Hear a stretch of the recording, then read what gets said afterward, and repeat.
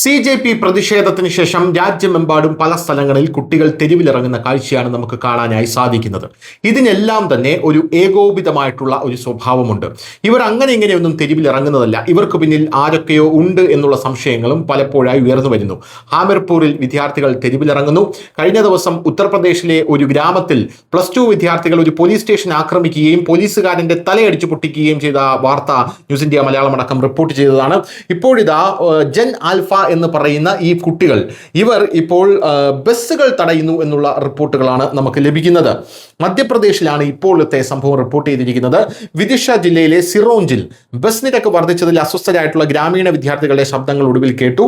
സിറോഞ്ചിലെ കടുത്ത പ്രക്ഷോഭത്തിനും ഭരണകൂടത്തിന്റെ വലിയ കർശനതയ്ക്കും ശേഷം ബസ് ഓപ്പറേറ്റർമാർ വർദ്ധിച്ച നിരക്ക് പിൻവലിച്ചു. ഇത് സ്കൂളിൽ പോകുന്നവർക്കും അവരുടെ കുടുംബങ്ങൾക്കും വലിയ ആശ്വാസം നൽകിയെന്നാണ് പറയുന്നത്. സിറോഞ്ച് കന്യ ഹയർ സെക്കൻഡറി സ്കൂളിലെ വിദ്യാർത്ഥികൾ ബസ് നിരക്ക് വർധനവിനെതിരെ തെരുവിലിറങ്ങി പ്രതിഷേധിച്ചു എന്നുള്ള റിപ്പോർട്ടാണ് ഇപ്പോൾ ലഭിക്കുന്നത്. ജൻ ആൽഫയിലെ വിദ്യാർത്ഥികളാണ് തെരുവിലിറങ്ങി പ്രതിഷേധിച്ചത് എന്നാണ് അറിയാനായിട്ട് സാധിക്കുന്നത്. ഈ ജൻ ആൽഫയിലെ വിദ്യാർത്ഥികൾ തെരുവിലിറങ്ങി പ്രതിഷേധിച്ചു എന്ന് പറയുമ്പോൾ ഇതൊരു സ്വാഭാവികമായിട്ടുള്ളൊരു പ്രതിഷേധമാണോ എന്നുള്ളൊരു ചോദ്യമാണ് അവിടെ ഉയർന്നു വരുന്നത്. നമ്മുടെ രാജ്യത്തെ എല്ലാ ഭാഗത്തും ഇത്തരത്തിൽ വിദ്യാർത്ഥികൾ തെരുവിലേക്ക് ഇറങ്ങുന്നുണ്ട് എന്നുള്ളതാണ് മറ്റൊരു പ്രധാനപ്പെട്ട കാര്യം.